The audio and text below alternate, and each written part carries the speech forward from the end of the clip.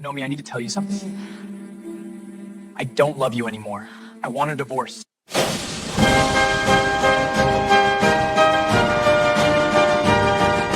Naomi's fork clattered against her plate as Ji-hoon reached across the table and placed his hand over hers. For a moment, her heart soared. 3 years of marriage, and he still gave her butterflies. The candlelight flickered between them in the expensive Seoul restaurant, casting shadows across his impossibly handsome face. She'd worn his favorite dress, the ice blue one that hugged her curves just right. Their 3rd anniversary. She'd been planning this night for weeks. Ji-hoon, she said, her smile wide and hopeful. I can't believe it's been 3 years already. Remember our wedding day? When you… Naomi, I need to tell you something. His tone made her stop mid-sentence. His hand wasn't warm on hers. It was cold. Distant. She looked into his eyes and found nothing there. No warmth. No love. Just emptiness. What is it? She asked, her voice barely above a whisper. I don't love you anymore. The words came out flat, emotionless. I want a divorce. The restaurant continued around them. Laughter from nearby tables, the clink of wine glasses, a waiter walking past with a tray. But Naomi heard nothing except the rush of blood in her ears. Her mouth opened, but no sound came out. What? She finally managed. I don't love you, he repeated, pulling his hand away. I haven't for a while now. This marriage was a mistake. A mistake? Her voice cracked. Ji-hoon, what are you talking about? We're happy. You're happy, Naomi. I'm not. He picked up his wine glass, taking a slow sip as if he'd just commented on the weather. My lawyer will contact you next week. I'll make sure you're taken care of financially. Financially? She felt tears burning behind her eyes but refused to let them fall. Not here. Not in front of him. I don't care about money, Ji-hoon. I care about us, about our marriage. Talk to me. What happened? What did I do wrong? You didn't do anything wrong. He set down his glass. I just don't feel it anymore. Whatever I felt for you is gone. Gone? She was repeating his words like a broken record, unable to process what was happening. People don't just stop loving each other, Ji-hoon. Not like this. Not without reason. Is there someone else? No. He shook his head. There's no one else. I just don't want this anymore. Naomi felt like she was drowning. 3 years. 3 years of building a life together. 3 years of loving him with everything she had. And he was throwing it away over dinner like he was canceling a subscription. So that's it? Her hands trembled in her lap. You're just done? We don't even try counseling or… I don't want to try, Naomi. His voice was final. I want out. The drive back to their penthouse apartment was silent. Naomi stared out the window at Seoul's glittering skyline, wondering how the city could look so beautiful when her world was ending. When they got home, Ji-hoon went straight to the guest bedroom. She heard the lock click. That was 4 years ago. But even now, Naomi could still feel the ghost of that pain. She could still taste the salt of the tears she'd cried alone in their bed that night, clutching his pillow, breathing in his cologne, begging God to make it not real. But God hadn't answered that prayer. What followed was worse than the divorce itself. It was the waiting. Naomi stayed in Seoul. She told herself it was because of the apartment lease, because of her job, because moving back to New York would be admitting defeat. But the truth was simpler and more pathetic than she wanted to admit. She was waiting for him to come back. Waiting for him to realize he'd made a mistake. Waiting for him to knock on the door and tell her he was sorry. That he loved her. That they could fix this. He never came. The divorce papers arrived via courier. She signed them with shaking hands, her vision blurred by tears. But still, she stayed. Still, she waited. Because she had a secret that grew bigger every day, literally. She was pregnant. Naomi had found out 2 weeks after Ji-hoon left. She'd been feeling nauseous, exhausted. At first, she thought it was the stress of the divorce, but when she missed her period, she knew. The pregnancy test confirmed it. 2 pink lines that changed everything. She'd stared at that test for hours, her mind racing. Should she tell him? Would it change his mind? Would he come back if he knew? Part of her wanted to call him immediately, to text him, to show up at his office and force him to look at the test, to see what they'd created together. But her pride stopped her. He'd said he didn't love her. He'd said their marriage was a mistake. Did she really want to trap him with a baby? Did she want him to come back out of obligation rather than love? So she decided to wait. Just a little longer. Just until he realized what he'd lost. Then she'd tell him about the baby and they'd be a family. They'd figure it out together. She waited 1 month, then 2, then 3. Her belly began to swell beneath her loose clothes. She went to doctor's appointments alone, listening to the heartbeat of their child while staring at the empty chair beside her where he should have been sitting. "It's a girl," the doctor told her during the ultrasound at 20 weeks. Naomi watched the grainy image on the screen, saw the tiny fingers and toes, the flutter of a heartbeat, and felt love so fierce it physically hurt. A daughter. She was having a daughter. "Do you want to know if the father will be involved?" the doctor asked gently, probably noticing Naomi always came alone. "He will be," Naomi said, her hand on her rounded belly. "He just doesn't know yet." But as the months crawled by, doubt crept in. She'd see his car sometimes, driving through the city. Once she'd been driving past his favorite cafe and saw him through the window. He was laughing at something on his phone. Laughing. While she was carrying his child, barely holding herself together, he was laughing. She almost went in.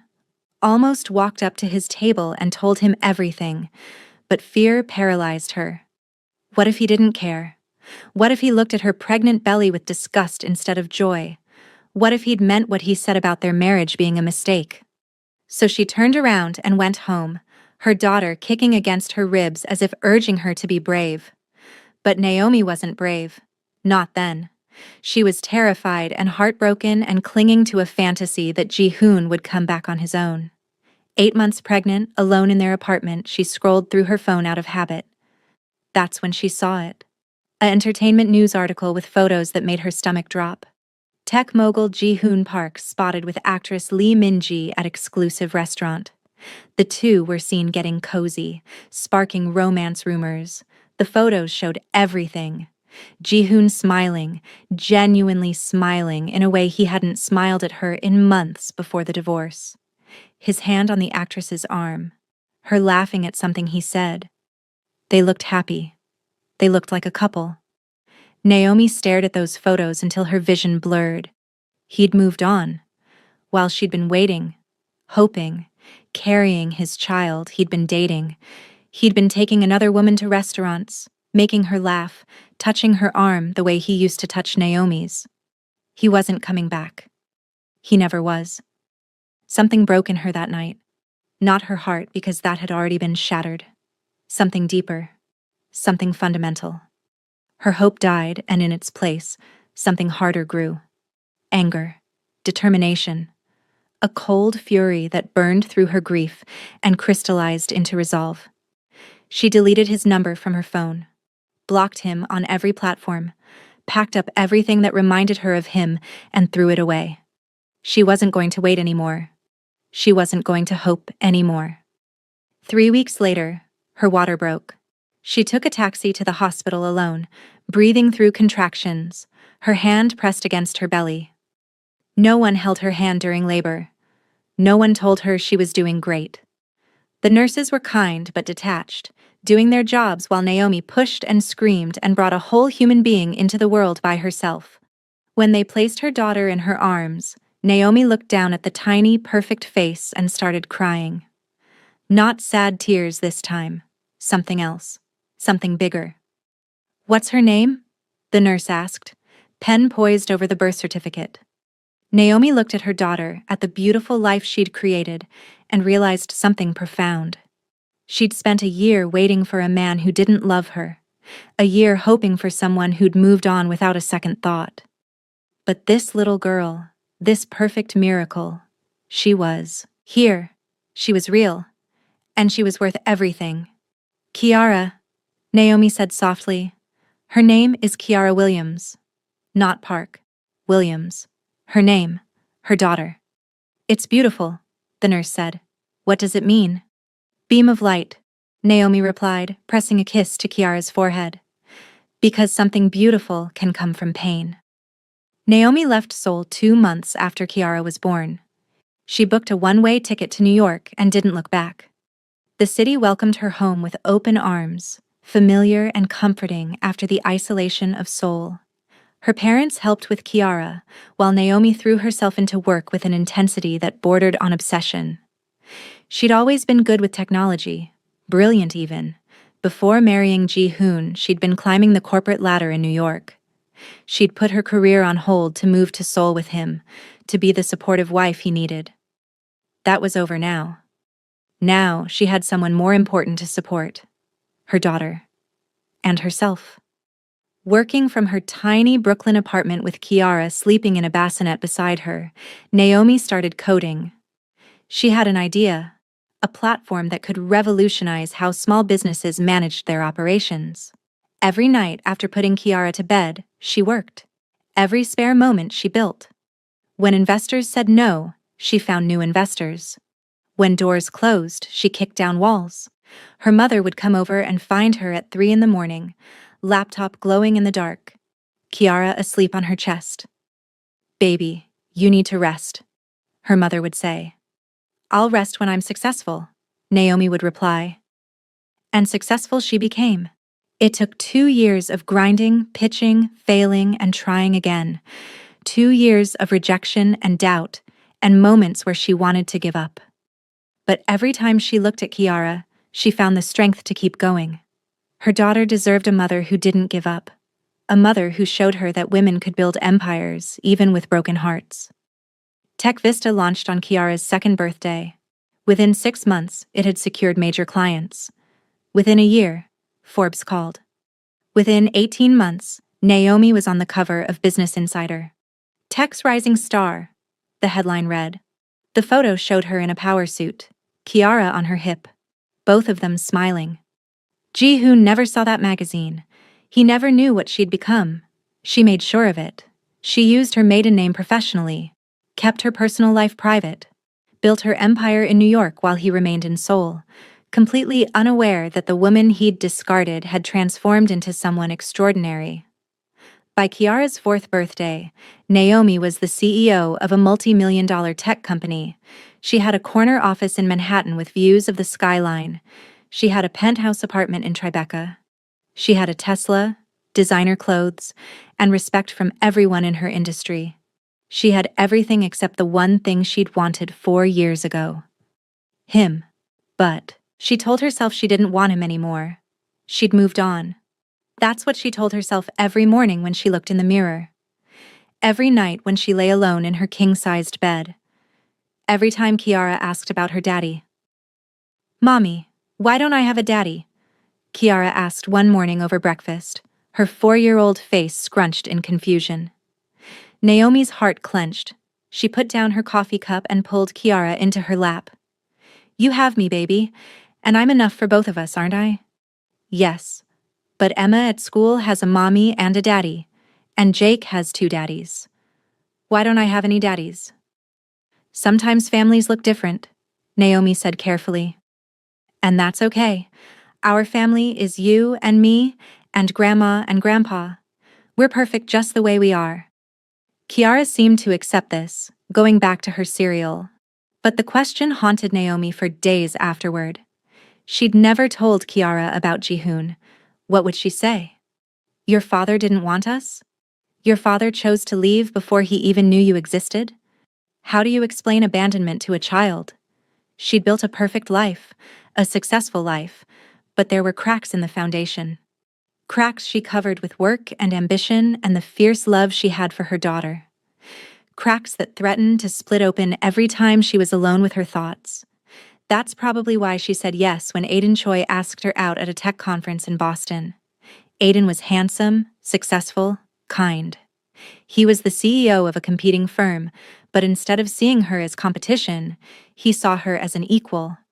Their first date turned into a second, the second into a third. Within 6 months, they were in a relationship. Aiden was everything Ji-hoon hadn't been: attentive, present, interested in her thoughts and opinions. He made her laugh. He was good with Kiara, patient and playful in a way that made Naomi's heart soften.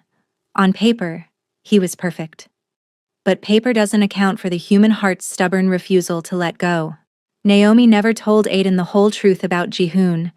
She said she was divorced, that it hadn't worked out, that her ex wasn't involved in Kiara's life. All technically true, but she never told him about the fact that some part of her, a part she tried to bury deep, still wondered what if. "I love you," Aiden said one night, 6 months into their relationship, as they lay tangled together in her bed. Naomi looked at him, at his kind eyes and genuine smile, and felt nothing but warmth. Not the fire she'd felt with Ji-hoon, not the all-consuming passion that had once defined her existence. Just warmth, comfort, safety. "I love you too," she said, and told herself it was enough. It was a Tuesday morning when everything changed. Naomi was in her office, reviewing contracts, when her COO knocked on the door. "Come in," she called, not looking up from the documents. "We finalized the Park Industries deal," Jennifer said, excitement clear in her voice. "This is huge for us, Naomi. Access to the entire Asian market. Our valuation is going to skyrocket." Naomi's pen froze mid-signature. "Park Industries?" "Yeah, the Seoul-based conglomerate. They've been wanting to expand their tech division, and we're the perfect partner. It's a $50 million deal." "Seoul," Naomi repeated, her mouth suddenly dry. "I know it's far, but the CEO is flying here personally for the signing. That's how important this is to them." Jennifer consulted her tablet. "Meeting is scheduled for Friday at 2. You'll meet directly with their CEO." The room tilted. Naomi gripped the edge of her desk, her knuckles white. "Naomi? You okay?" Jennifer stepped forward, concerned. "I'm fine." Naomi forced her voice to remain steady. "Park is a common name in Korea. What's his full name again?" "Park Ji-hoon. Apparently he took over the company from his father 3 years ago and has been aggressively expanding. He's kind of a big deal in Seoul. Young, brilliant, ruthless in business." Jennifer scrolled through her tablet. "There's not much about his personal life, though. He keeps it very private." Of course he did. Ji-hoon had always been good at compartmentalizing. Work was work. Personal was personal. And apparently, abandoning his wife and unknown child fell firmly into the personal category he never discussed. "The contract needs your final approval," Jennifer continued, oblivious to the fact that Naomi's entire world had just tilted on its axis. "Should I send it through?" Naomi stared at the papers on her desk. 4 years. 4 years of building this company from nothing. 4 years of late nights and sacrifice and clawing her way to the top. And now he was going to walk into her territory, into her boardroom, into the life she'd built without him. She had 2 choices: cancel the deal and let her pride cost her company millions, or sign the contract and face the man who destroyed her.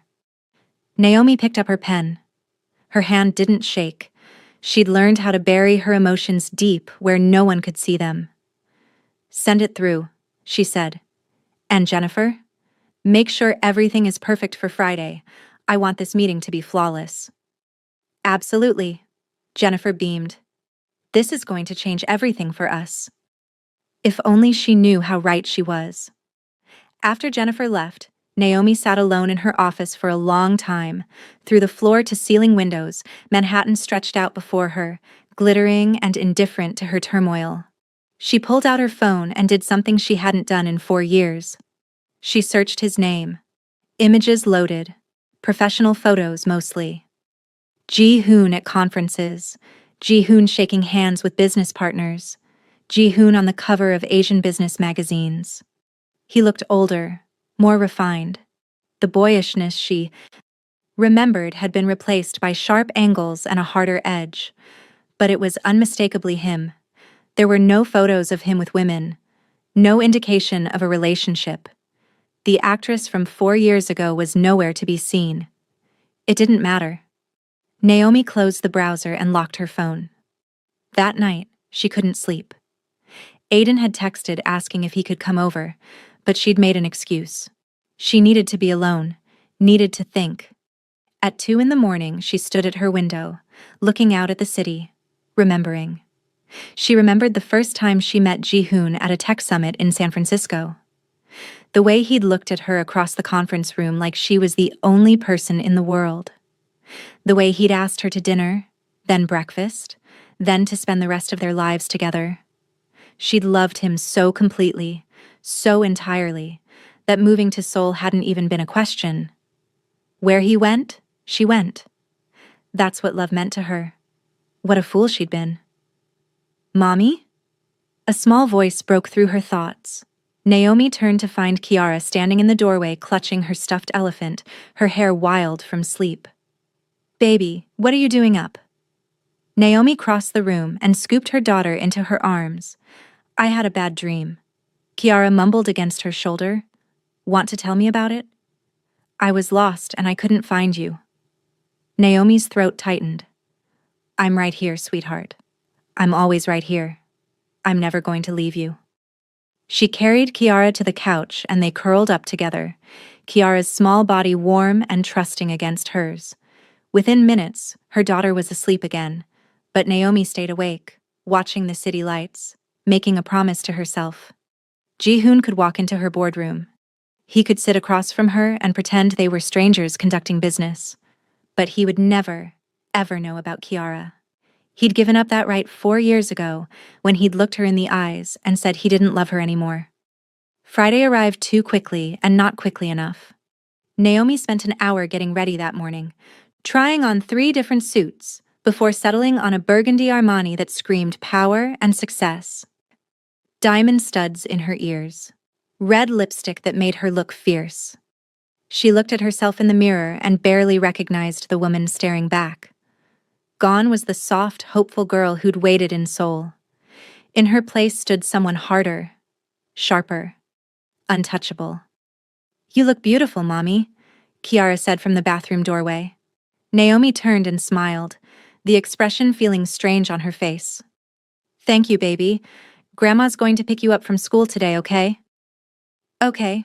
Are you going to an important meeting? Very important. Are you nervous? Out of the mouths of babes, Naomi knelt down to Kiara's level. A little, but sometimes we have to do scary things. Like when I went down the big slide? Exactly like that. Kiara hugged her tight. You can do it, Mommy. You're the bravest person I know. If only that were true. If only Naomi felt brave instead of terrified. But she kissed Kiara's forehead and told herself she could do this. She'd faced worse. She'd survived worse. She could survive seeing Ji-hoon again. The morning dragged. Naomi couldn't focus on anything. She snapped at her assistant twice, something she never did. At noon, she ordered lunch, but couldn't eat it. At 1:30, she redid her lipstick 3 times. At 1:45, Jennifer called. They're here, she said. Early. Should I send them to the conference room? Give me 5 minutes, Naomi said. Offer them coffee, make small talk, I'll be right there. She hung up and stood in her office, breathing deeply. In through the nose, out through the mouth. This was just business, just another meeting, just another deal. The fact that the man on the other side of that table had once been her husband, had once held her while she cried, had once promised to love her forever, that was irrelevant. That was the past. This was business. She walked to the conference room with her head high and her spine straight. Through the glass walls, she could see figures inside. 3 men in suits. She couldn't make out faces yet, but she knew one of them was him. Her heart hammered against her ribs. Jennifer met her outside the door. Ready? Ready, Naomi lied. She pushed open the door and walked in. The three men stood. Two were unfamiliar, probably his executives. But the third, the one in the center, the one whose eyes locked onto hers with an expression of complete and utter shock, that was Ji-hoon. He looked exactly the same and completely different. Same sharp jawline, same dark eyes, same full lips. But there were lines around his eyes now, a hardness to his features that hadn't been there before. He wore his suit like armor, expensive and perfectly tailored. For a moment, they just stared at each other, the air between them crackling with 4 years of history. Naomi moved first. She crossed the room with confident strides and extended her hand. "Mr. Park, Naomi Williams, CEO of TechVista, welcome to New York." He stared at her outstretched hand like it might burn him. His lips parted, but no sound came out. She could see the questions racing behind his eyes. The shock, the confusion, the recognition. Up close, she could see the changes more clearly. He looked tired. There were shadows under his eyes. "Mr. Park?" she prompted, her voice cool and professional. He seemed to snap out of it. His hand engulfed hers, warm and familiar and wrong. "Ms. Williams, I didn't know you were the CEO." "Why would you?" She pulled her hand back and gestured to the table. "Shall we begin? I'm sure you're anxious to discuss the partnership." "Yes, of course." His voice was rough, strained. He introduced his executives, but Naomi barely registered their names. All her focus was on maintaining her composure, on not letting him see how much his presence affected her. They sat, Naomi at the head of the table, Ji-hoon directly across from her. The meeting began. Jennifer presented the proposal. Charts and graphs filled the screen. Numbers were discussed. Projections analyzed. And through it all, Naomi felt Ji-hoon's eyes on her. She refused to look at him directly, directing all her comments to his executives, treating him like he was just another businessman in a suit. But halfway through Jennifer's presentation, he interrupted. "Ms. Williams, may I ask a question?"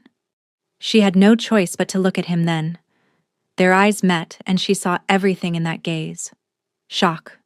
Regret. Something that looked almost like pain. She felt nothing. She'd learned how to feel nothing. "Of course, Mr. Park. Your company's growth trajectory is impressive. How did you manage such rapid expansion in such a competitive market?" Was he seriously asking her about business?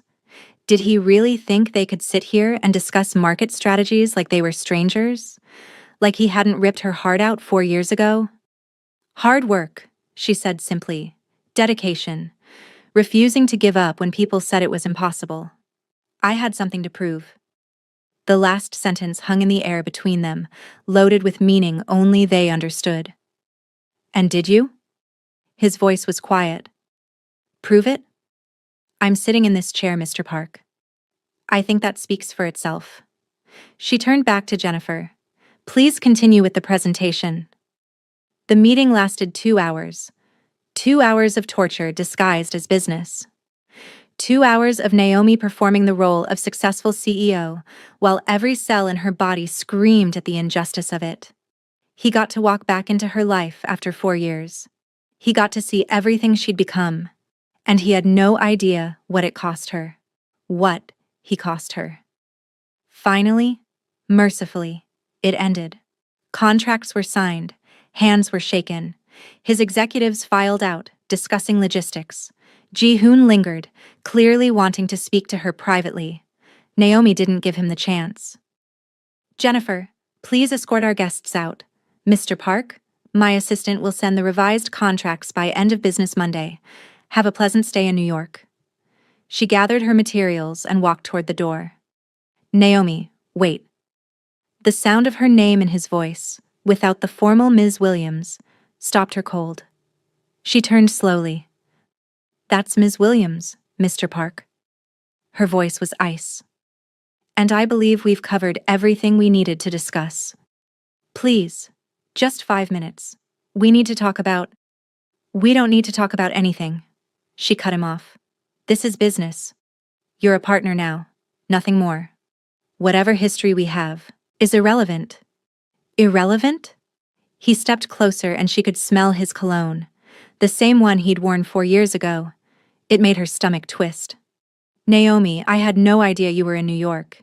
If I had known. What? You would have called? Texted? Checked in? She laughed, but there was no humor in it. Don't insult my intelligence. You made your choice 4 years ago. You said you didn't love me anymore. You wanted a divorce? Well, you got it. And I moved on. Did you? The question was soft, searching. Yes. The lie came easily. Completely. You're my past, Ji-hoon, a past I have no interest in revisiting. Now if you'll excuse me, I have actual important meetings to attend. She walked out before he could respond, her heels clicking sharply against the marble floor. She made it to her office, closed the door, and leaned against it, her heart racing. Her hands shook.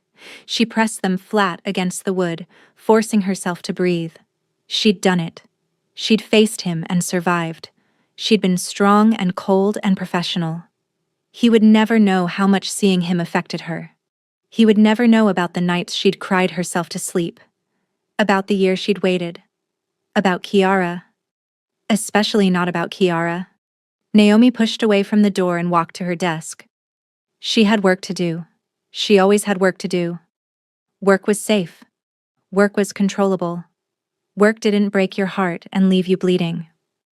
Her phone buzzed. Aiden. Dinner tonight?